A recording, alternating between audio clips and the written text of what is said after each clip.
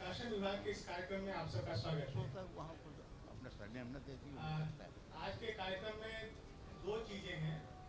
कुछ तो जो नई किताबें हमारी उनका लोकार्पण करेंगे, और जैसा आप सबको ज्ञात है कि आजकल ने अपने प्रकाशन के 75 वर्ष, नियमित प्रकाशन के 75 वर्ष पूरे किए हैं। उसके विशेषांक का हमारे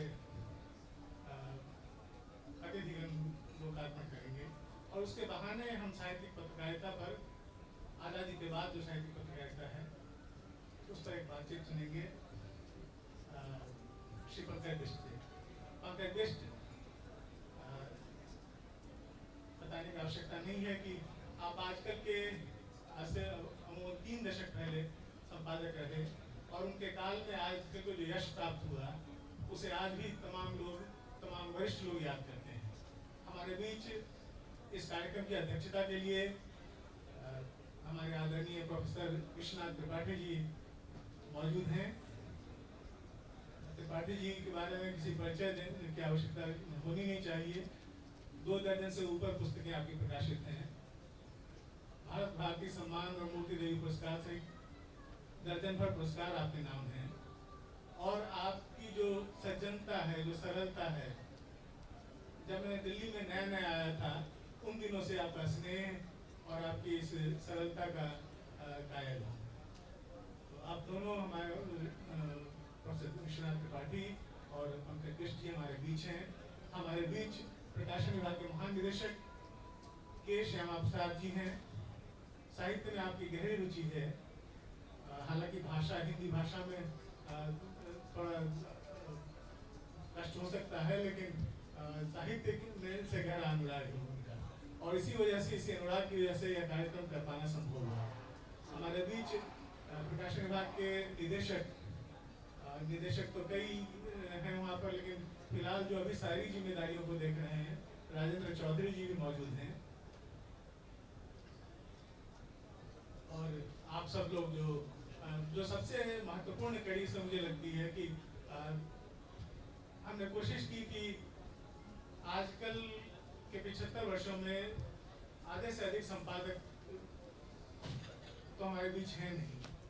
अमूमन 8 संपादक हैं जो या तो सेवारत हैं या सेवानिवृत्त हो चुके हैं, वे हमारे बीच हैं। तो मेरी कोशिश थी कि उन सबको बुलाया जाए। सारे लोग अभी तक आ नहीं पाए हैं, लेकिन उनमें से कई वरिष्ठतम, सबसे वरिष्ठ उनमें संभवतः पंकज बिष्ट जी हैं जो हमारे बीच मंच पर हैं। सुभाष सेतिया जी हैं, योगेंद्र शर्मा जी हैं। आप दोनों का हृदय से स्वागत। उपाध्याय यदि आ रहे होंगे तो हम उनका भी स्वागत करेंगे। बाद के लोगों में सीमा ओझा दिख नहीं रही हैं, सब ऑफिस के। अच्छा, सीमा ओझा आ गई हैं। सीमा ओझा संपादन से जुड़ी रही, आपका स्वागत। कैलाश दहिया रहे,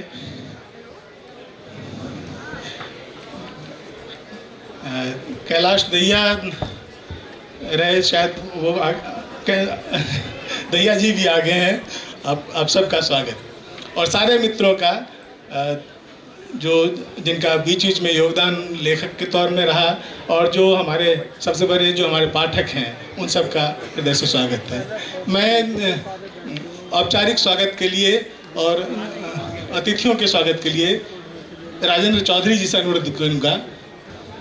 आजकल के 75 वर्ष पूरे होने के इस अवसर पर आज इतने वरिष्ठ हमारे जो साहित्यकार हैं, जो हमारी सूचना सेवा के अधिकारी हैं, जो संपादक के तौर पे जुड़े रहे आजकल के साथ, उन सब का स्वागत करते हुए मुझे बहुत ही हार्दिक अभिनंदन हो रहा है, उल्लास हो रहा है।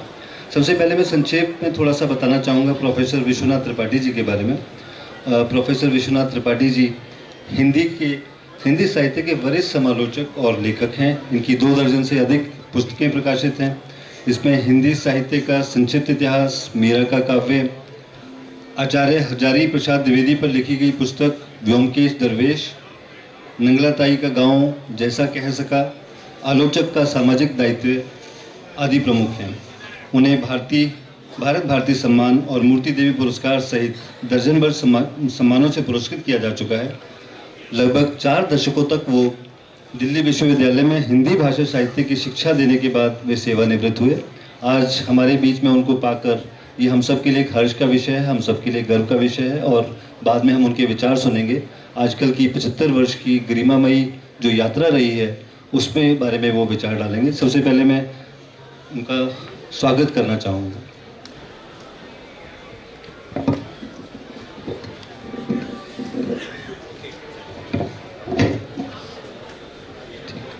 इसके बाद जब प्रकाशन विभाग में हमने एक परंपरा बनाई कि अपने अतिथियों का स्वागत पुस्तकों से करें, इसलिए पुस्तकें।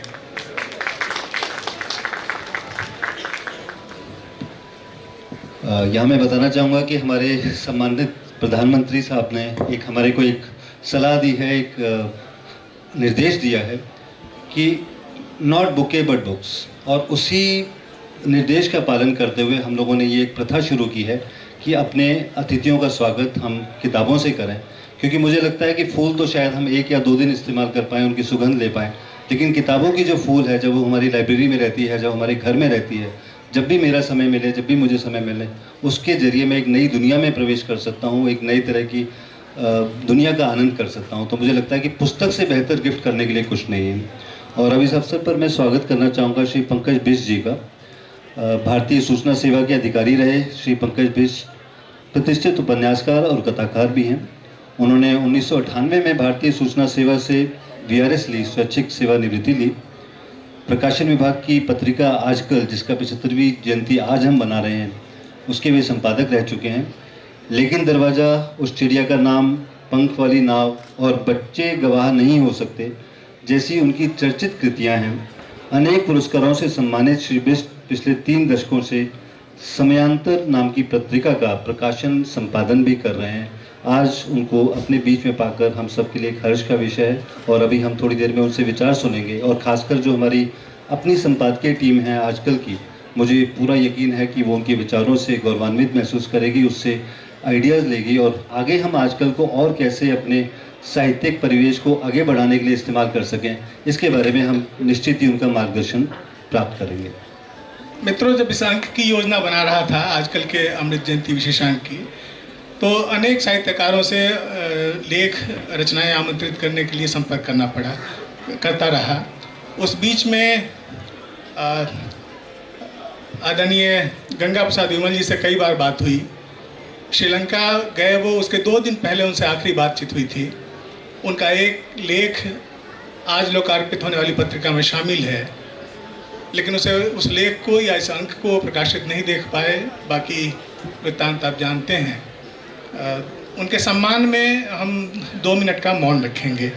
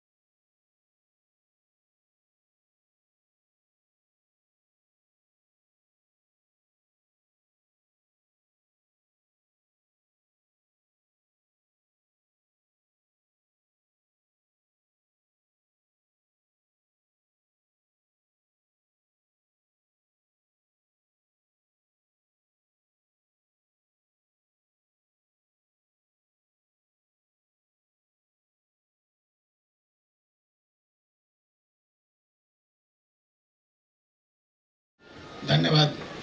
और कार्यक्रम के अनुसार प्रकाशन विभाग ने भगत सिंह पर कई किताबें प्रकाशित की, जिनमें श्री वरईच की किताब थी जो बाद में उन्होंने वापस ले ली, और एक प्रोफेसर चमन लाल की किताब थी जिसमें उन्होंने शहीद भगत सिंह की तमाम रचनाओं का, उनके पत्र, उनके लेख, कॉलम्स जो उनके अखबारों में छपे, पंजाबी में, उर्दू में, हिंदी में, उन सब का संकलन किया। वो एक पुस्तक थी। फिर प्रोफेसर चमन लाल के पास बहुत सारी और सामग्री आई और फिर हम लोगों ने प्रकाशन विभाग में ये योजना बनाई उस पुस्तक की बिक्री हो जाने के उपरांत कि 4 खंडों में शहीद भगत सिंह के समग्र लेखन, अब तक उपलब्ध समग्र सामग्री का प्रकाशन किया जाए। वो पुस्तक प्रकाशित होकर आ गई है। थोड़ा सा परिवर्तन है कार्यक्रम में। हमारे एडिशनल सेक्रेटरी मंत्रालय के आने वाले हैं, उनकी जगह खाली है, अभी पहुंच नहीं पाए हैं।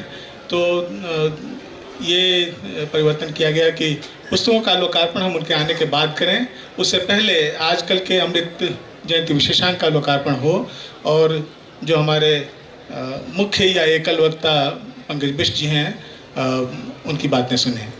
तो प्रियंका उसमें थोड़ा परिवर्तन करते हुए आजकल की प्रतियां लाएंगे।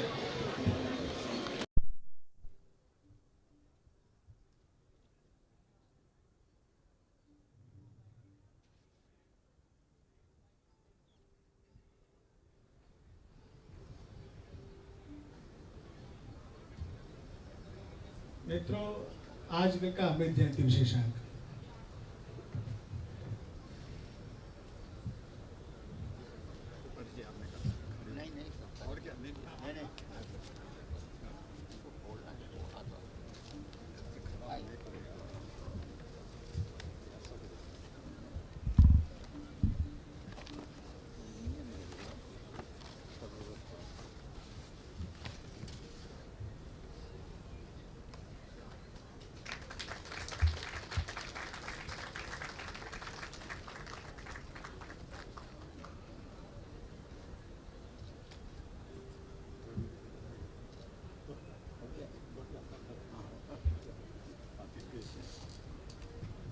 कार्यक्रम को आगे बढ़ाने से पहले मैं अभी स्वागत करना चाहूँगा श्री प्रेमपाल शर्मा जी का। मेरे प्रथम कोर्स डायरेक्टर जब मैंने फाउंडेशन कोर्स ज्वाइन किया तो आज उनको देखकर बहुत सुखद अनुभूति हो रही है और बस अभी देखा और संयोगवश एकदम पुरानी यादें ताज़ा हो गई। तो सर, आपका बहुत बहुत स्वागत है। सर्विस में आने के बाद आप मेरे पहले गुरु हैं और आज आप यहाँ पर बैठे हैं तो मुझे बहुत खुशी हुई। इससे पहले कि पंकज बिष्ट जी को मैं आमंत्रित करूँ, आजकल के जो पूर्व संपादक हमारे बीच हैं, हमने ये योजना बनाई थी कि उनका भी एक छोटा सा सम्मान करें। तो मैं अनुरोध करूंगा, सबसे बाद वाले से शुरू करते हैं। कैलाश दहिया। कैलाश दहिया मेरे बाद सर्विस में आए और इन दिनों DAVP जो BOC हो गया वहाँ पे हैं और आपने आजकल का संपादन किया था और संपादकों के विवरण आजकल के इस अंक में पहले भी जो विशेषांक आए उन अंकों में शामिल है। कैलाश दहिया, कृपया आइए।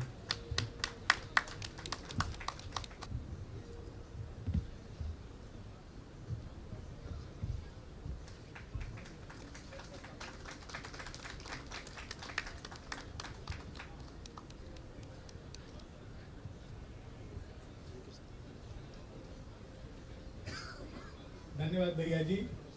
और सीमा ओझा भी BOC में हैं, कैलाश जी के साथ बैठी हैं, कैलाश जी के साथ दफ्तर में भी होती हैं। सीमा ओझा जी। और इस बीच हमारे एडिशनल सेक्रेटरी अतुल कुमार तिवारी जी आगे हैं, उनका फिर से स्वागत।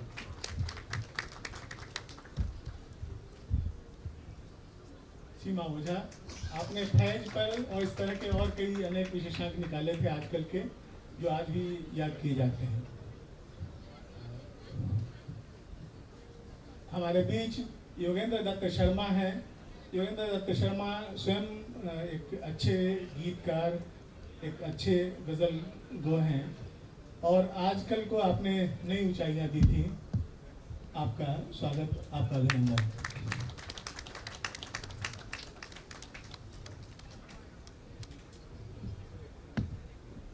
योगेंद्र दत्त शर्मा जी से पहले सुभाष सेतिया जी, और आपने विभिन्न मीडिया चैनल में अपनी सेवाएं दी। दूरदर्शन में रहे आप, आकाशवाणी में अपर महानिदेशक होकर के आप वहाँ से सेवानिवृत्त हुए।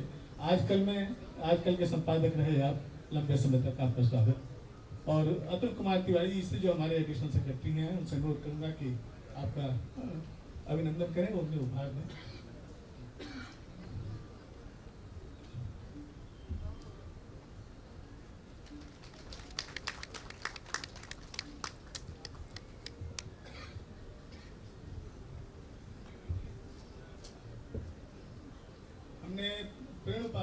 भी आमंत्रित किया था और देर से ही सही प्रवीण जी आते हुए दिख रहे हैं, आ गए हैं। आपका स्वागत।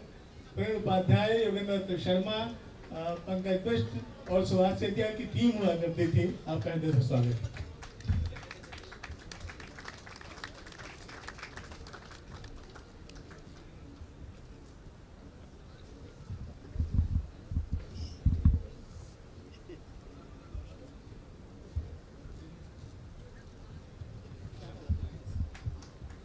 तो जैसा मैं बता रहा था, क्योंकि लोकार्पण आजकल का हमने किया, उससे पहले जैसा मैं बता रहा था कि भगत सिंह की बहुत सारी सामग्री छूटी हुई थी, संकलित नहीं हो पाई थी। उन सारी चीज़ों को एक करके इकट्ठा करके प्रोफेसर चमन लाल ने उपलब्ध कराया है। और उनकी पुस्तक जो पहले प्रकाशित थी भगत सिंह के दस्तावेज नाम से, उसी पुस्तक को हमने 4 खंडों में, 4 छोटे खंडों में विभाजित करके प्रकाशित किया है, सारी उपलब्ध नई सामग्री के साथ। इन 4 खंडों में अलग अलग विषयों की सामग्री अलग अलग जल्द में रखी गई है। उनके लोकार्पण की योजना है। प्रोफेसर चमनलाल किसी और कार्यक्रम में अन्यत्र हैं, दिल्ली से बाहर हैं, तो वो आ नहीं पाए। उन्होंने अपना अफसोस, अपना दुख जताया है, लेकिन वो पुस्तक उपलब्ध है। मैं अपने कार्यक्रम के अध्यक्ष प्रोफेसर कृष्णा त्रिपाठी, मुख्य अतिथि अतुल कुमार तिवारी, मुख्य वक्ता पंकज बिष्ट और महानिदेशक से अनुरोध करूंगा कि इसका लोकार्पण करें। भगत सिंह की उपलब्ध सारी सामग्री, उनके लेख, उनके पत्र, उनके रेखाचित्र आदि 4 जिल्दों में।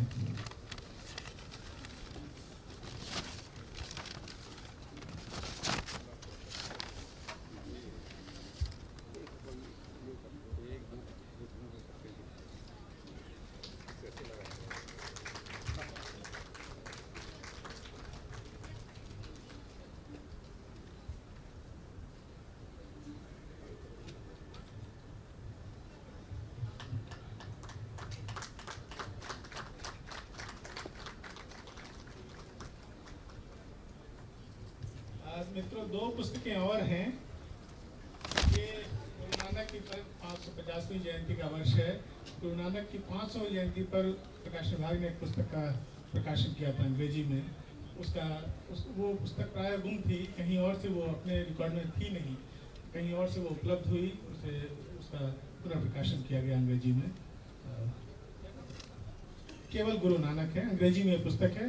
हिंदी संस्करण हम उसका ला रहे हैं, वो अभी तैयार नहीं हो पाई है।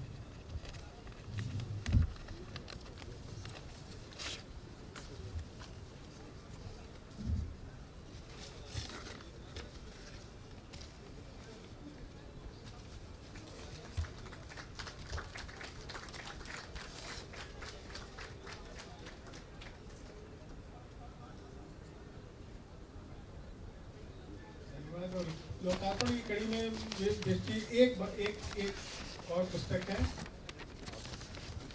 सत्यजीत राय पर ये नई किताब है। हमारे युवा साथी संदीप जोशी ने इसे लिखा है। सत्यजीत राय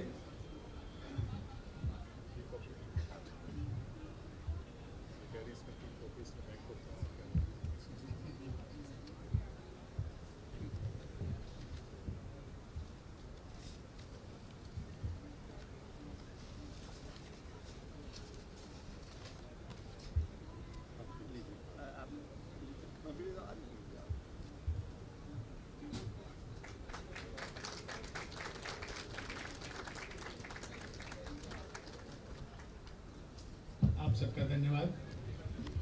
मित्रों, हमारे बीच जैसा मैंने पहले बताया अतुल कुमार तिवारी जी हैं। आपसे अनुरोध है कि प्रकाशन विभाग की पुस्तकों और आजकल पत्रिका को लेकर के अपनी बातें कहें। आदरणीय त्रिपाठी जी, श्री पंकज बिष्ट जी, श्री श्यामा प्रसाद जी, श्री राकेश जी और यहाँ पे उपस्थित सारे सम्मानित अतिथिगण, मैं इसे अपना सौभाग्य समझूंगा कि आज इस मंडली में मुझे आने का अवसर मिला और कुछ पुस्तकों का रिलीज करने का अवसर मिला। प्रकाशन विभाग हमारे मंत्रालय के एक बहुत महत्वपूर्ण अंग है। इसमें बहुत सारी दुर्लभ और सामान्यतः नहीं मिलने वाली किताबें काफ़ी प्रकाशित हुई हैं। क्योंकि मैं पुस्तक का प्रेमी हूँ, इसलिए मुझे आना अच्छा लगता है। और श्यामा प्रसाद जी को मैंने अनुरोध किया है कि हम एक बार फिर सब मिलकर एडिटर मंडली के साथ बैठकर इस विभाग में आने वाली पुस्तकों को और कैसा नया रूप पुनर्जीवन दे सकें, इसके बारे में हमें एक बार चर्चा करनी चाहिए। आप सभी महानुभावों का इस पर कोई भी अगर आपकी सलाह या कोई सूचना है तो देने का कष्ट करें। हम चाहेंगे कि प्रकाशन विभाग से ज्ञान के क्षेत्र में हम और भी जितना काम कर सकें वो हम करें। और इस समारोह में मुझे बुलाने के लिए श्री श्यामा प्रसाद जी और उनके सारे सहयोगियों का मैं धन्यवाद देता हूं, और आप सभी सज्जनों को और मैडम का भी मैं धन्यवाद व्यक्त करता हूँ। धन्यवाद। ये आपका साहित्य के प्रति और भाषा के प्रति अनुराग है कि आप प्रकाशन विभाग में ये समय निकालते रहते हैं। आपका सदैव स्वागत। और मित्रों, जो आज के एकल वक्ता हैं और जिनसे मैंने कहा था कि केवल आप ही को बोलना है, और जो विषय है आज़ादी के बाद की साहित्यिक पत्रकारिता और आजकल, आदरणीय पंकज बिष्ट जी के साथ मैंने नौकरी शुरू की थी। उस समय इनका कृपा पात्र नहीं होता था तो मुझे क्षमा करते हुए अपनी बातें कहें। मैं शुरू कर रहा हूं, और मैंने कोई पर्चा वर्चा नहीं लिखा है। अध्यक्ष महोदय और साथियों, बहुत सारे यहाँ पुराने साथी हैं और उनके साथ इतना लंबा अरसा मैंने गुजारा है, तो मैं उन सबको देख के मुझे बड़ी प्रसन्नता है। और उस प्रकाशन विभाग से जिससे मैंने सरकारी नौकरी शुरू करी और लगभग वहीं मैं निवृत्त हो गया, उससे छोड़ के चला गया था। लेकिन मेरी स्मृतियाँ, मेरे अनुभव और मेरे जो भी उनसे उस दौरान जो जीवन गुजरा, जो मैंने जो सीखा, वो मेरे लिए बाद में भी काम आता रहा, एक लेखक के रूप में भी या एक संपादक के रूप में भी। चूँकि मुझे काम करने का मौका मिला, उसी के कारण मैं जो कुछ समझिए जो जिस कारण मैं अब जाना जाता हूँ वो सब उसका योगदान मैं प्रकाशन विभाग को देता हूँ। उसका श्रेय मैं प्रकाशन विभाग को देता हूँ। साथियों, मैं असल में अगर मैं कहूँ कि मैं प्रकाशन विभाग मुझसे उम्र में 9 या 10 महीने बड़ा है, और मैं उसके 9-10 महीने बाद पैदा हुआ। ये 45 में मई में है और मैं फरवरी 46 में पैदा हुआ।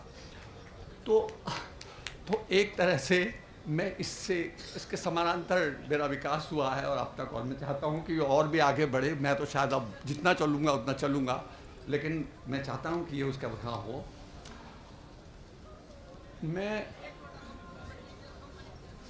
असल में मैंने इसलिए नहीं कहा, ये कोई मात्र क्या कहा जाए, एक सौजन्यतावश कि मैंने जो कुछ सीखा प्रकाशन विभाग में सीखा, इसमें कोई शक नहीं है। जब मैं वहाँ आया और जब मैंने उसकी लाइब्रेरी देखी तो मैं लगभग दंग रह गया था। मतलब मैंने वैसी किताबें तब तक देखी नहीं थी, मैं उस तरह की मैगज़ीनें नहीं देखी थी जिसका कलेक्शन प्रकाशन विभाग में था।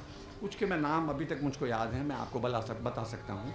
जैसे मैंने वहाँ स्टूडियो इंटरनेशनल देखा, जो पेंटिंग वगैरह पर अपनी तरह का स्पेशल एक ख़ास तरह का वो है, मैगज़ीन है और अभी भी वो है। मैंने वहाँ फिल्म क्वार्टरली देखा, मैंने वहाँ इकोनॉमिक एंड पॉलिटिकल वीकली देखा, और वहाँ मैंने फ्रंटियर भी देखा, जो उस दौरान भी वो हो सकता है। इसके अलावा जितनी पर्सी ब्राउन, अलाना फलाना, जितने आर्किटेक्चर, आर्ट, पेंटिंग, लिटरेचर और उस पर जो किताबों का कलेक्शन वहाँ था, संभवतः वैसा कलेक्शन मुझे और कहीं देखने को नहीं मिला था। और चूँकि मैं उनको देख सकता था, उनको पढ़ सकता था, जब चाहे ले जा सकता था, इसने मेरे विकास में बड़ा भारी योगदान किया, और वो मैं सदा उसको याद रखता हूँ। देखिए, प्रकाशन विभाग के बारे में आप बहुत सारे लोग जानते होंगे। ये असल में प्रकाशन विभाग जो था, ये प्रोपेगेंडा के लिए शुरू किया गया था। ब्रिटिश गवर्नमेंट ने वॉर प्रोपेगेंडा के लिए शुरू किया गया था, और उस दौरान इसका प्रकाशन जो आजकल का प्रकाशन हुआ था उसी का एक हिस्सा था, क्योंकि इसमें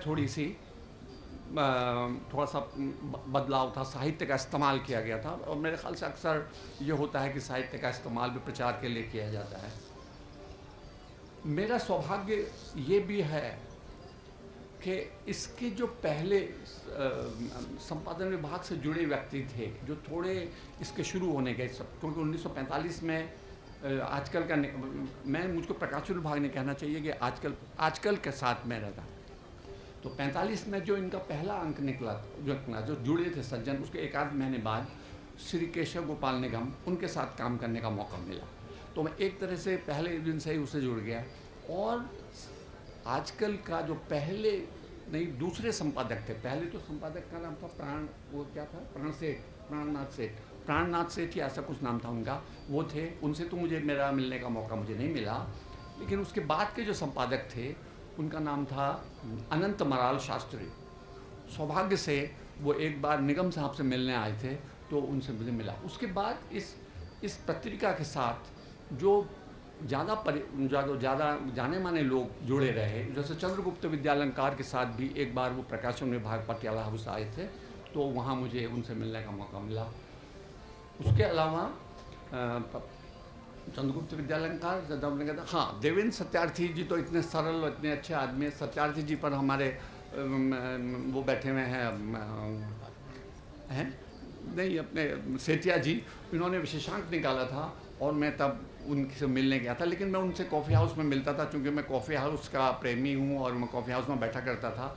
वहाँ सत्यार्थी जी आते थे। सत्यार्थी जी के साथ ही बहुत सारी बातें हैं, लेकिन सत्यार्थी जी मुझे समझाया करते थे अक्सर कि देखो, सरकारी नौकरी में हो, पत्रिका कैसे निकालनी है वो ठीक है, सब कुछ निकालो, पर ध्यान रखो कि अगर जन लिखा है तो उसका कर दो मानव। बस इस तरह के टिंग भी मुझे समझाते रहते थे। जब भी आते थे कहते तो तुम समझ के रखो। वो बेचारे मुझे अंत तक समझाते, वो एक्चुअली उनके साथ मुझको मैंने थोड़ा सा अन्याय भी किया। खैर, वो एक अलग किस्सा है। उन्होंने वो मुझसे कहा कि अगर आप उसको थोड़ा सा वो कर रहे मतलब, उन्होंने मुझसे कहा था कि तुम मुझे अपना लेकिन दरवाज़ा देना। मैं सेठिया साहब के उनके साथ उनके यहाँ गया। मैंने कहा था मैं साहब ज़रूर भेजूँगा। मैं भेज नहीं पाया, तब तक उनका देहांत हो गया। वो उसकी कसक मुझे ज़िंदगी भर रही कि उनके साथ मैं वो नहीं कर पाया। लेकिन यहाँ महत्वपूर्ण यह है कि 1945 में जो पहली पत्रिका निकली है, मैंने जानबूझ के इसलिए लिखा कि मैं आपको बता सकूं कि वहाँ होता क्या रहा। मैं बाद में थोड़ी समकालीन पत्रकारिता आपके तो बहुत सारे लोग, मेरे ख्याल से त्रिपाठी जी मुझसे बेहतर बताएंगे। तो उस पहले अंक में जो कौन कौन लोग छपे, ये आप देखना। कारण यह है कि मैं कहना ये चाहता हूँ बेसिकली कि जो समय आजकल है वो पूरे हिंदी साहित्य पिछले 75 वर्ष के हिंदी के जितने भी बड़े लेखक हैं वो उससे जुड़े रहे, इसके बावजूद कि वो शुरुआत में एक पब्लिसिटी का जर्नल था। जैसे उनके पहले अंक में विष्णु प्रभाकर थे 1945 के अंक में, मई अंक में, और उसमें देवेंद्र सत्यार्थी जी भी थे, अयोध्या से उपाध्याय हरिऔर थे, और कमलेश्वर ने एक समीक्षा लिखी थी। इस तरह से मतलब उसमें लोग रहे। फिर 46 में जो अंक आया है उसमें डिस्कवरी ऑफ इंडिया का रिव्यू है, देखो उस अच्छा था। मई में देखिए कि 47, फिर जब आज़ादी हो गई चीज़ें बदलने की, या हम आज़ादी के निकट थे, 1947 के मई अंक में मैथिली शरण गुप्त, बालकृष्ण शर्मा नवीन, बच्चन, चतुर्सेन शास्त्री, पहाड़ी, अमृत राय, राहुल सांस्कृतान जैसे आदमी थे। 48 में सुविधा नंदन पंत, चंद्र कुमार बर्तवाल, गो कि मैं थोड़ा पहाड़ी कवियों का नाम ले रहा हूँ, पर फिर भी, और नगेंद्र भी उसमें शामिल थे थोड़ा सा। अगस्त में हजारी प्रसाद द्विवेदी थे अगले साल।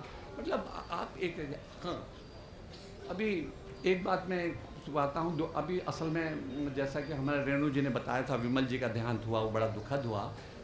एक और सज्जन, 2 और लेखकों का इस बीच देहांत हुआ है। इनमें एक जो है सत्येंद्र शरद है। सत्येंद्र शरद की पहली रचना 1949 में छपी है, आजकल में कहानी आई थी, बधाई देता हूँ। मेरे ख्याल से हमको वो, और एक और हिंदी के लेखक का देहांत हुआ है इसी महीने, बड़ा दुर्भाग्यपूर्ण है जी। हाँ, उनके देहांत अभी 2-4 दिन पहले हुआ है। उससे अलावा एक और लेखक हैं जिनका नाम है पानू खोलिया, वो अपनी तरह के विशिष्ट कहानीकार थे हिंदी के, उनका भी अभी देहांत हुआ है। तो ये इस तरह का देहांत हुआ।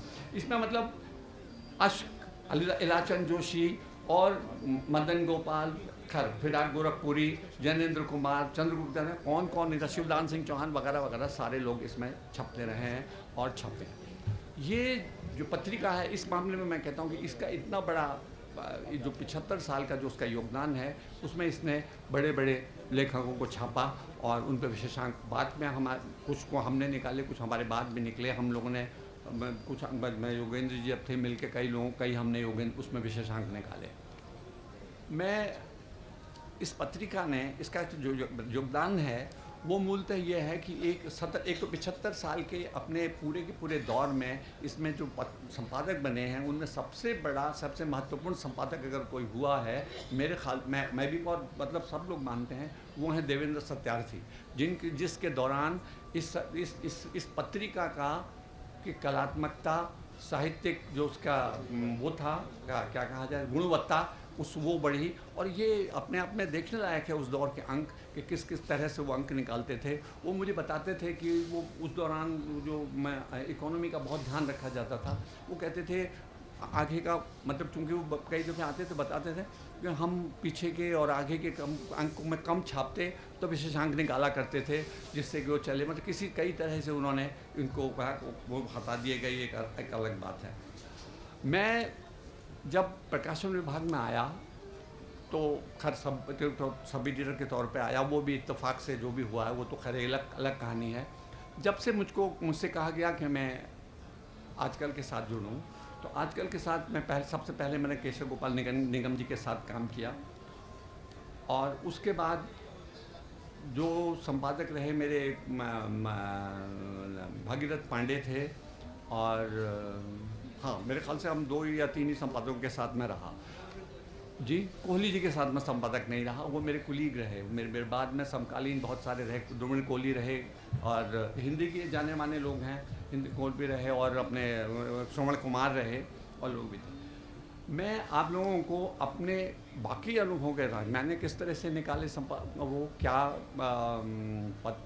किस तरह की किस तरह का अंक निकले और किस तरह से उनका वो लिया गया, ये सब सेकेंडरी बात है। पर सबसे बड़ी बात यह है कि मैं अपने 2 अनुभव आपको सुनाना चाहता हूँ, इस अर्थ में कि मुझे एक संपादक होने की जिम्मेदारी और भविष्य में अपने को उसके लिए तैयार करने के लिए बातें, 2 अनुभव मेरे जो हैं वो बड़े महत्वपूर्ण है। पहला अनुभव जो है वो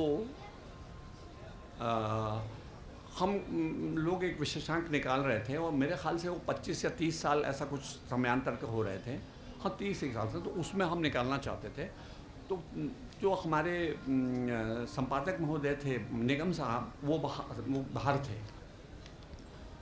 वो छुट्टी पे थे, तो मुझे कहा गया था। तो वो जो अंक छप के जब आया तो उन दिनों हिंदी के एक और यशस्वी कवि जो नई अपने आगे जी के जो श्रृंखला है, वो तीसरे तार सप्तक के वो कवि हैं, वो थे हमारे उपनिदेशक।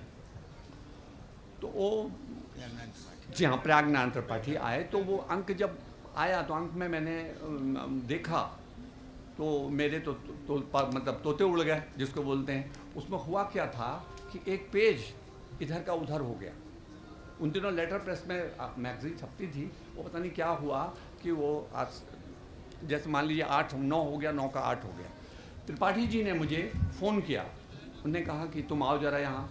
मैं पहुँचा वहाँ, बोले यार ये तो गजब हो गया, तुमने देखा? अच्छा, त्रिपाठी जी बहुत ही सज्जन व्यक्ति थे और मैं बहुत ही दोस्ताना उनका व्यवहार करता था, और अक्सर मैं और वो साहित्य पे गप मारते तो चले आते थे बड़े। तो मेरे से बोले कि ये क्या गजब हो गया? मैं कहा क्या हुआ? जो बोले देखो। देखा तो अब मेरी तो आवाज़ बंद हो गई। मैंने कहा अब क्या कहा जाए? बोले तुम ऐसा करो, पता लगाओ, सारे प्रूफ मंगाओ, ये देखो वो देखो, और उसके बाद बात करना। हाँ, मैंने प्रूफ मंगाए तो मैंने देखा कि गलती जो है वो मेरी हुई है। तो मैं गया वहाँ, मैंने उनको कहा कि एक गलती मुझसे हो गई है, ये मैं मानता हूँ, और जो है सो है, अब उसको तो उन्होंने कहा कलो कोई नहीं, वो हो जाएगा, देख लेते हैं, वो कर करके जो कहा अगले में उनका करेक्शन छापना, ये करना वो करना। फिर आए निगम साहब छुट्टी से, तो निगम साहब ने मुझसे कहा कि ऐसा ऐसा हुआ। तो वो गए त्रिपाठी जी के पास, त्रिपाठी जी ने कहा जी वो आया था और उसने बता दिया कि ये गलती उससे हुई है। इसके बाद ये हुआ कि जब निगम साहब मेरे पास आए तो उन्होंने मुझसे कहा कि तुम होते कौन हो? इस पत्रिका का एडिटर मैं हूं, तो जिम्मेदारी मेरी है, तुमने क्यों कहा कि मैंने गलती करी? ये तो आप अंदाज लगा सकते हैं कि किस तरह के लोग थे सरकारी नौकरी में। मैं दूसरा अनुभव आपको बताता हूँ। पांडे जी को तो बहुत सारे लोगों ने देखा है। तो पांडे जी बड़े ही मस्त स्वभाव के आदमी थे। वो पत्रिका का जो कुछ नहीं देखते थे। मैं उन दिनों सहायक संपादक था और वो सवेरे मेरे पास बैठने आते थे, एक कप चाय पीते थे, वो फीकी चाय और उसके बाद वो चले जाते थे। फिर वो जाते समय शक्ल दिखाते थे और ख़त्म। हुआ क्या कि ये बड़ा इंटरेस्टिंग किस्सा है। जनता सरकार आ गई थी, कांग्रेस सरकार खट गई थी इमरजेंसी के बाद। तो जनता सरकार जब आई तो जो थोड़ा वहाँ माहौल एकदम खुल गया था, लोग अपनी तरीके से चीज़ें लिख रहे थे, ये कर रहे थे, वो कर रहे थे। तो शैलेश मटियानी जो अपने तमाम हिंदी के बड़े भारी नामी लेखक हैं, उन्होंने मुझे फ़ोन किया। वो कहीं किसी पत्रिका के दफ्तर में बन बनाए बैठे हुए थे, मुझे ऐसा लगता है। उन्होंने मुझे फ़ोन किया, उन्होंने कहा मैं आ रहा हूँ। मैं कहा जी आइए। बोले एक मेरी कहानी है, तुम छापोगे? मैंने कहा क्यों नहीं, अरे आपकी कहानियाँ नहीं छापेंगे। तो अब मैंने बिना देखे कह दिया, मुझे पता तो था नहीं कहानी। मैंने कहा मटियानी जी की कहानी दे रहे हैं तो कहानी है। अब मटियानी जी आए, कहानी दे के चले गए। तब योगेंद्र जी भी मेरे साथ जुड़े हुए थे। तो मैंने कहानी पढ़ी तो मैं फिर वही मैंने चले इस कहानी को छापेंगे कैसे। उसमें उन्होंने क्या कर रखा था कि मंत्रियों के और प्रधानमंत्री तक के नाम पे वो उसमें गालियां दे रखी थी। अब मेरे साथ दुविधा ये थी कि जो शैलेश मटियानी ऐसे ख़तरनाक आदमी थे, क्या अब वो बिगड़ जाएं तो उनको संभालना मुश्किल, क्या करें क्या ना करें। मेरी ये समझ में नहीं आया, मैं इनसे हाँ कह चुका हूँ और इसको लौटाऊँ कैसे। तो मैं बड़ा परेशान था। तो अगले दिन वो फिर वही जैसा होता था, पांडे जी आए, सवेरे बैठे वही बैठे थे, इसी चेयर में वो बैठे रहते थे। मैंने पांडे जी से कहा, मैंने कहा पांडे जी ज़रा ये आप एक कविता कहानी तो देखिए। उन्होंने मुझे देखा, अपना चश्मा निकाला, चश्मा पढ़ने को वो पढ़ने लगे। उन्होंने पढ़ा, उसके बाद मुझसे कहा पेन ला। वो बोलते मुझसे ऐसे ही थे, ला पेन ला। मैं पेन लेने उनको दिया, उन्होंने लिखा स्वीकृत, छापो। और फिर बोले तू डर रहा था ना, अरे तू संपादक किस बात का है?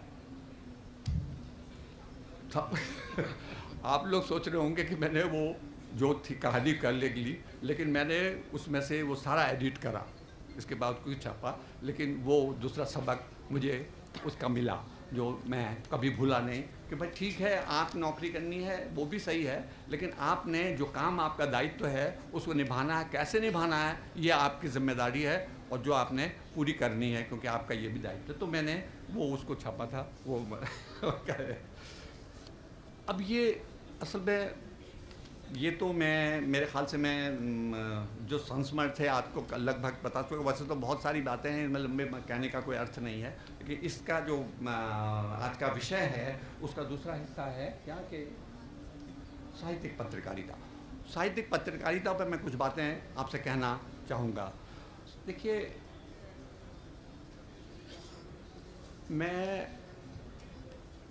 मेरा मानना यह है अब अपने अनुभव के बाद कि तुलनात्मक रूप से मैंने ये महसूस किया है कि सरकारी नौकरी में आपके पास ज़्यादा स्वतंत्रता है, अगर बशर्ते कि आप उसका इस्तेमाल करते हो और जो कुछ करना है आप उसको नियमों में रहते हुए बहुत सारी बातें कर सकते हैं। सरकारी नौकरियों में ऐसा होता है कि कई दफ़े आदमियों के क्या कहें विम्स के हिसाब से भी चीज़ों को एडजस्ट करना पड़ता है। पर कुल मिला के यह है कि अगर आप अपना दायित्व ढंग से निभा सकते हैं तो वो पत्रिकाएँ चलें, और वो ही इसलिए वो पत्रिकाएँ रह सकें। आप देखिए आजकल ऐसी पत्रिका है जो आज भी साहित्य के है और अब भी बरकरार है। इसके बाद आज़ादी के बाद हुआ क्या कि जैसे ही आज़ादी मिली और लोगों को लोगों को मतलब क्या कहा जाए, पूंजीपतियों को लिए लगा कि अब हिंदी से कुछ कमाई हो सकती है, तो उन्होंने कई पत्रिकाएं शुरू करी। आज़ादी से पहले जो भी पत्रिकाएं निकाली गई हिंदी की साहित्यिक, वो अनंत थी, कई थी, मेरे ख्याल से त्रिपाठी जी वो ज़्यादा उनको नाम बता सकते हैं। एक से एक पत्रिकाएं निकली हैं, मतलब निराला भी उसमें शामिल रहे हैं एडिटोरियल में, और मतलब हाँ प्रेमचंद ने पत्रिका निकाली साहित्यिक, ये वो अक्सर साहित्यकारों ने पत्रिकाएं निकाली और वो चलाएं। उस आज़ादी के बाद आपने देखा होगा कि दो बड़े संस्थानों ने हिंदी की साहित्यिक पत्रिका निकाली, जिनमें एक धर्मयुग था, एक साप्ताहिक था। और आप हम लोग बल्कि बेनेट कोलमैन ने तो और भी बहुत सी पत्रिकाएं हिंदी में निकाली, जैसे सारिका भी थी, वो सब उसने बंद कर दी हैं, क्योंकि अब हिंदी सबको पता है अब कमाई का ज़्यादा धंधा वंधा नहीं है, तो वो बंद कर दी गई। या ये भी है कि हिंदी से जो कमाई हो सकती है, वो जो ज़्यादा से ज़्यादा पहुंचने का, मतलब मास कंजम्पशन के जो पत्रिकाएं जो आप निकाल सकते हैं, वो ही बन रही हैं। तो वो अखबार तो वो निकाल रहे हैं, वरना वो साहित्यिक या कोई भी गंभीर चीज़ में उनकी कोई रुचि नहीं है। सारी हिंदी पत्रिकाएं आज भी जो हैं, जो निकाली गई हैं और जो भी निकाली गई हैं, उसमें वो छोटे प्रयत्नों से और वो ही निकाली गई हैं। आज भी जो पत्रिकाएं चल रही हैं, आप देख लीजिए, वो निजी प्रयत्नों वाली पत्रिकाएं हैं, चाहे वो हंस हो, चाहे वो पहल हो, चाहे वो कथा देश हो, या और भी कई पत्रिकाएं हैं, और सब लोग अपने उस पर महत्व निकाल रहे हैं। बड़े कोई भी संस्थान साहित्यिक उस पर निकलते हैं, उनको पता है कि इसमें कोई गुण नहीं है। मतलब पत्रिकाएं कई तरह की हैं, लेखक संगठन भी निकालते हैं। तो हम असल में जो हिंदी का इस समय स्थिति है, जिस तरह से साहित्यिक लेखन को अभिव्यक्ति इधर तो बहुत सारे परिवर्तन हो गए हैं, और आपको अब नए तरीके से लोग अपनी उसमें क्या कहा जाता है, वो जो मीडिया, सोशल मीडिया की तरह अपनी चीज़ों को अभिव्यक्त कर रहे हैं। पर उसके अलावा ऐसे एवेन्यूज़ नहीं रहे हैं जहां वो छप सकते हैं। साहित्य आजकल जैसी कोई पत्रिका जो इस तरह का आयोजन कर सके, मतलब इस तरह से छाप सके और उनको लगातार लेखकों को एक मंच दे सके, उनको पैसा भी दे। अधिकांश पत्रिकाएं ऐसी हैं जो लोगों को कुछ नहीं देती। मैं भी जो पत्रिका निकालता हूं, उसमें मैं किसी को कुछ नहीं देता। वो लोग अपने आप जो करते हैं वो करते हैं, अपने संतोष के लिए करते हैं, जो कि गलत है। मैं जानता हूं, एक लेखक के रूप में मैं मानता हूं कि ये ठीक नहीं है।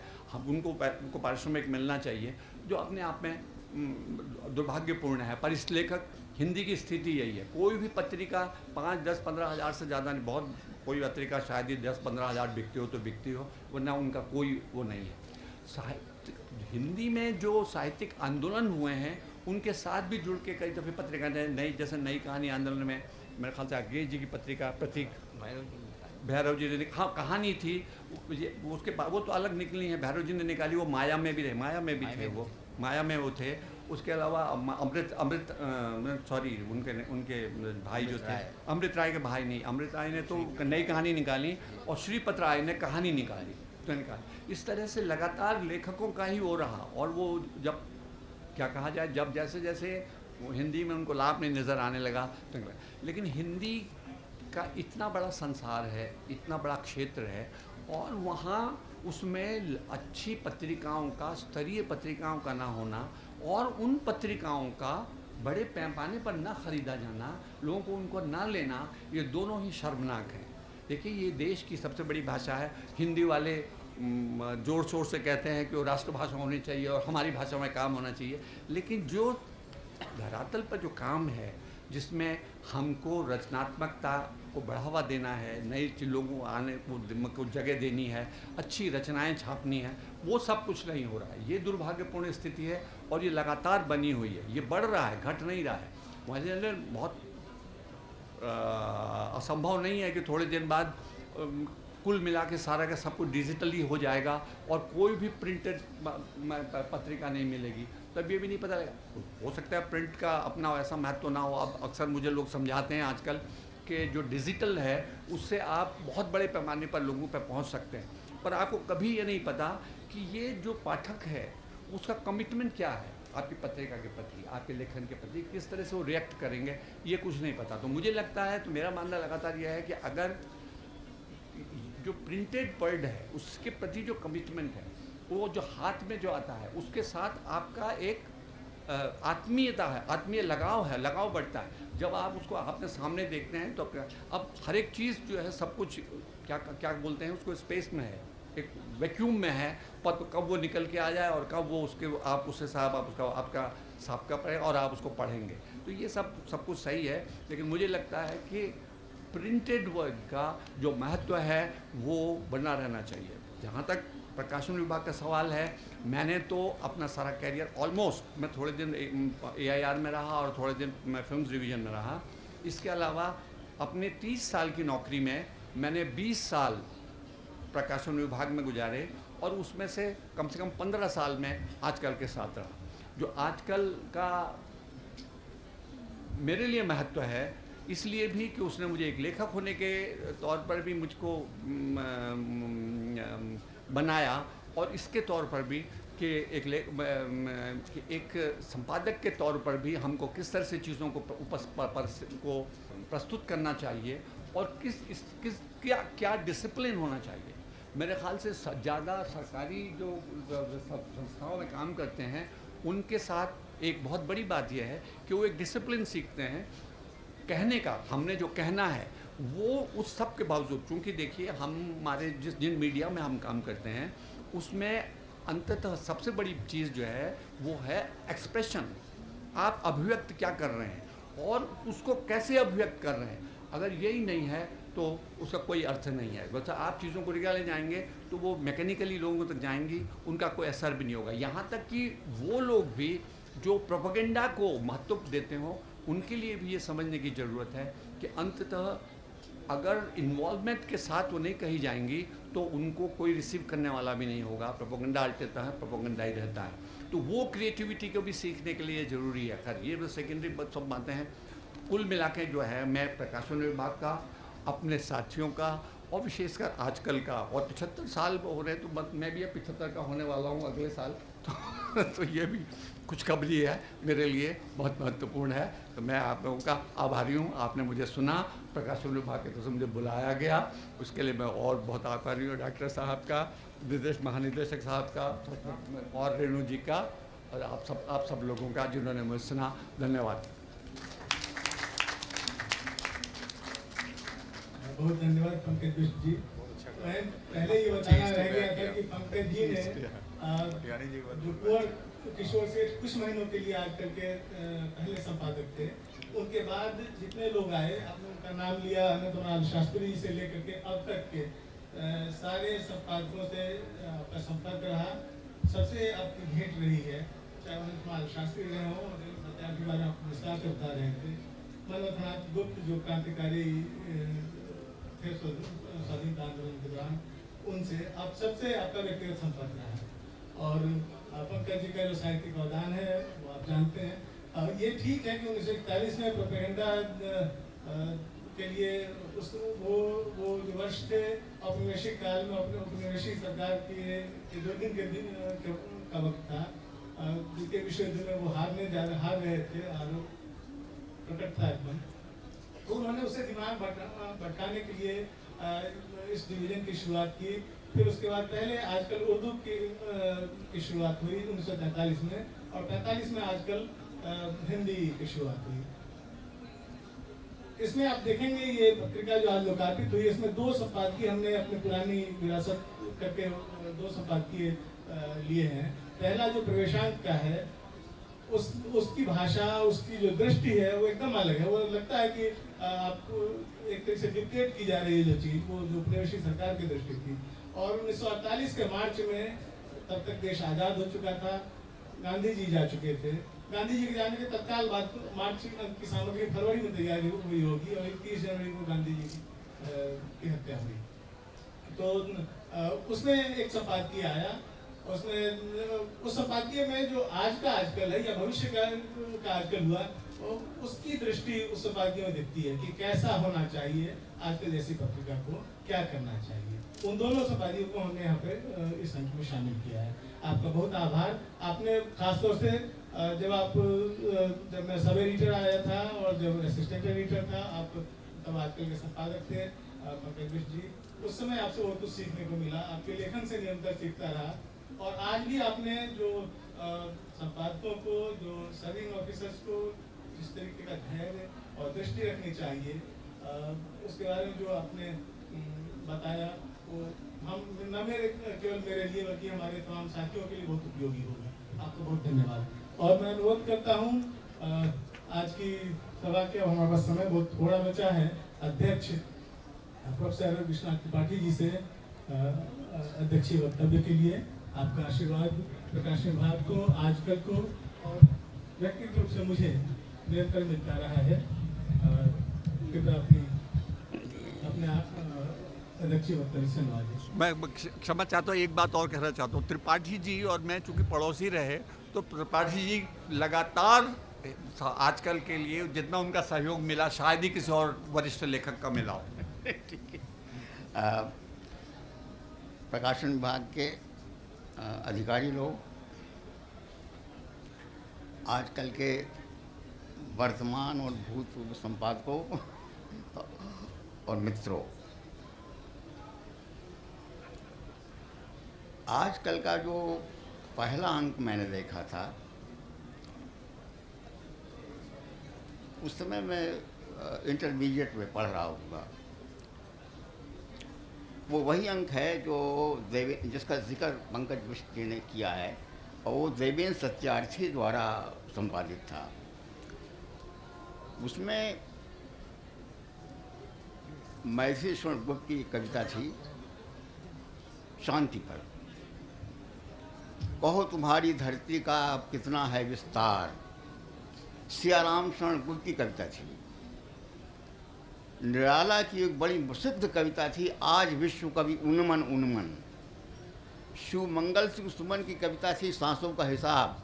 वो कविताओं का स्मरण है और कविताएं अभी उसकी के याद है। और आजकल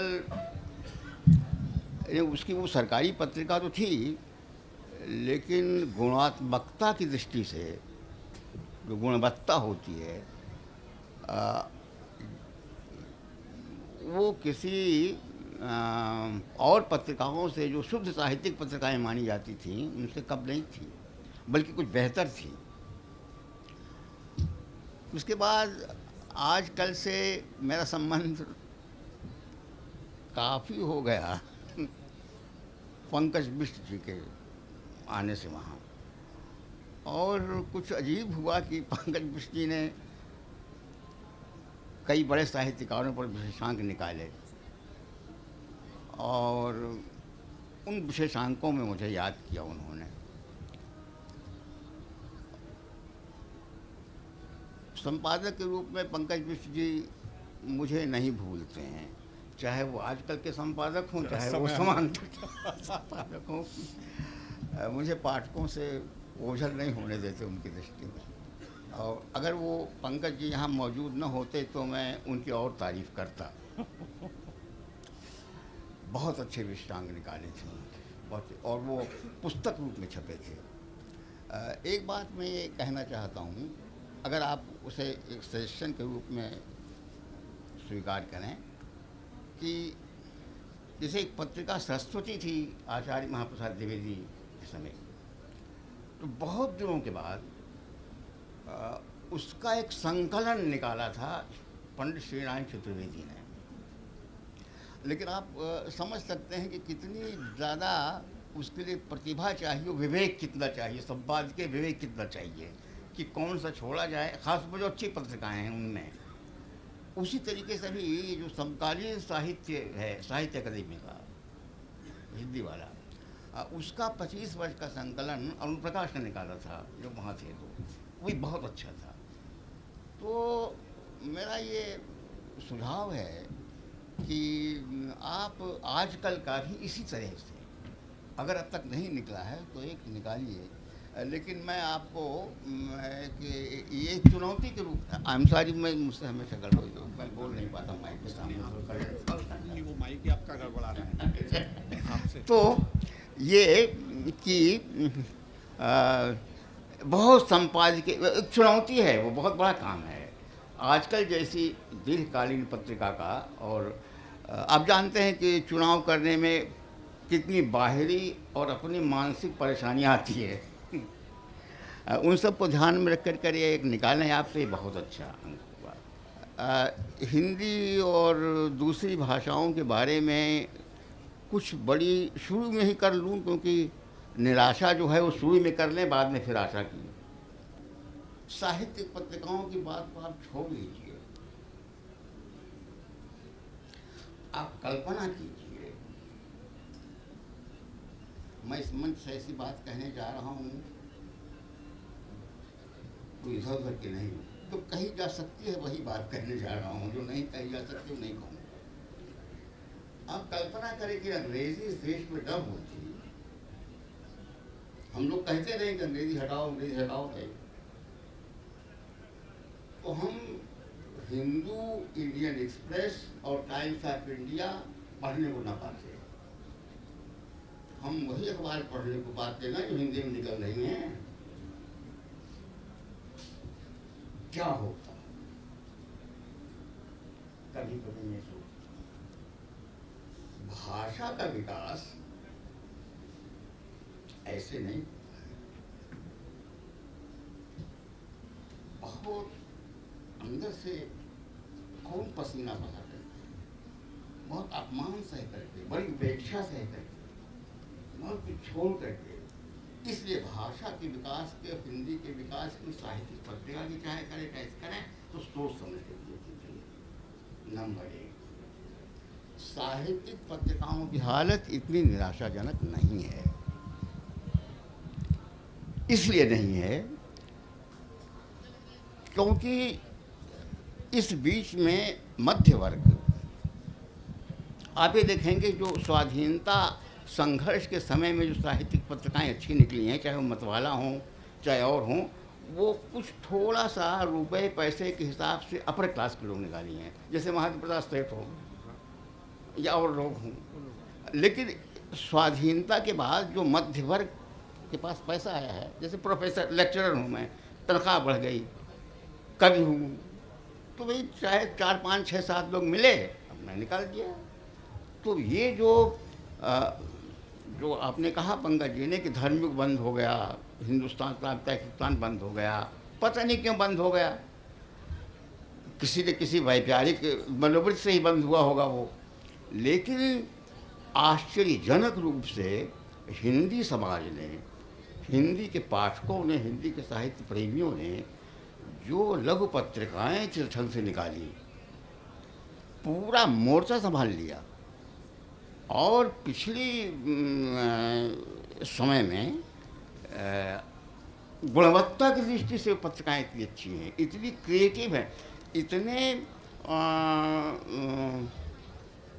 हमारे प्रतिभाशाली रचनाकारों को सामने लाए हैं।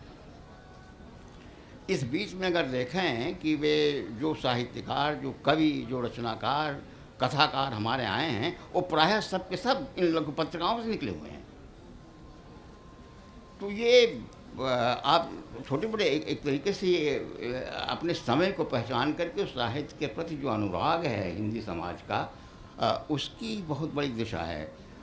और ठीक है, अब ये सोशल मीडिया है, एक तरीके से बहुत आसान हो गया है, कवि बनना, लेखक बनना, अपना प्रचार करना, आत्म विज्ञापन का युग है, सब लोग जो आता है मन में लिखते हैं। लेकिन ये जो सोशल मीडिया में ये डिजिटल है, ये जो फेसबुक है, इससे भी वो सामग्री सामने आ रही है जो सामग्री पहले नहीं आ सकती थी। इस जनतांत्रिकता में सिर्फ सस्तापन ही नहीं है, इस जनतांत्रिकता में कुछ ऐसा भी है जो बहुत वांछित है, जो बहुत वांछनीय है, जो बड़ा स्वप्निल है, जो बहुत भावी के शुभ का सूचक है। अब मुझे ऐसा लगता है, मुझे ऐसी आशा भी है। अब ये पत्रिकाएं जो निकली लघु पत्रिकाएं वो पत्रिकाएं हैं जो कम पैसे से निकाली जाती हैं। एक लघु पत्रिका थी विष्णु शर्मा निकालते थे काशी से 1958 में। वो पत्रिका 2 आने की थी, तब 2 अन्नी चलती थी। विष्णु शर्मा नौकरी नहीं करते थे। विष्णु शर्मा चंदा लेते थे, खुद ही उसके संपादक थे, खुद ही उसके हाकर थे, खुद ही उसके प्रकाशक थे, वही उसके प्रूफ रीडर थे, वही सब यहाँ पहुँचाते थे। और मुक्तिबोध पर सबसे पहला लेख उसी पत्रिका में छपा था। केदारनाथ अग्रवाल पर, शमशेर पर, भवानी प्रसाद मिश्र पर, यहाँ तक कि रघुवीर सहाय पर एक विशेषांक उसका एक पत्रिका में निकला था। रघुवीर सहाय की उम्र उस समय 26-25 साल से ज़्यादा नहीं रही होगी। तो इसलिए मैं ये छोटी छोटी पत्रिकाएं निकलती हैं, कहीं कॉलेज की मैगजीन निकल रही है, कहीं कस्बे में निकल रही है, महान संभावनाओं से युक्त है। और हिंदी समाज, हिंदी पत्रकारिता और हिंदी साहित्य और हिंदी समाज का और हिंदी भाषा का भविष्य उन पर बहुत ज़्यादा निर्भर है। धन्यवाद। आपने ठीक कहा, 60 के दशक में जो लघु पत्रिका आंदोलन की शुरुआत हुई, हाँ। और जो आज भी जारी है, उसके पीछे संभवतः यही ये जो गैप है, जो व्यावसायिक घरानों या सरकारी घरानों से पत्रिकाएं निकलती हैं और जो जिन चीज़ों को छोड़ जाती हैं जानते न जानते हुए, उसी गैप को भरने के लिए आज भी वो उत्कृष्ट काम कर रही है। तो दृष्टि ने पहले बताया था, पहल आदि की चर्चा की थी, तो लघु पत्रिकाओं के योगदान को तो हमेशा याद किया जाएगा। और उनका जो प्रयास है, जो सीमित साधनों और सीमित तमाम सुविधाओं के साथ जो उनका प्रयास है, और मेरे ख्याल से तेलुगु में भी होंगी ज़रूर लिटिल मैगजीन। आपका बहुत बहुत धन्यवाद। और मित्रों, इसके साथ हमारा समय इस मंच का पूरा हो चुका है, इसलिए आप सबका जो हमारे ज़्यादा विस्तार में नहीं बोलूँगा, हमारे मंच पर आसीन जितने समय हमारे पास नहीं है। क्या सवाल कह रहे हैं? समय सही नहीं है तो कैसे करेंगे? समय नहीं है, इसलिए क्षमा करें, बाद में अभी बात कर लेंगे। अगले लोग जिनका अगला कार्यक्रम है वो आ चुके हैं, इसलिए आप सबसे माफी के साथ और हमारे तमाम अतिथियों और साथ साथ आप सबका, जो हमारे आजकल के पूर्व संपादक हैं उनका, जो हमारे इस विशेषांक के और आजकल के अन्य अंकों के लेखक हैं, आप सबका, और जो जिनके लिए यह पत्रिका या कोई भी पत्रिका निकलती है, जो हमारे साहित्य के अनुरागी पाठक हैं, आप सबका हृदय से धन्यवाद।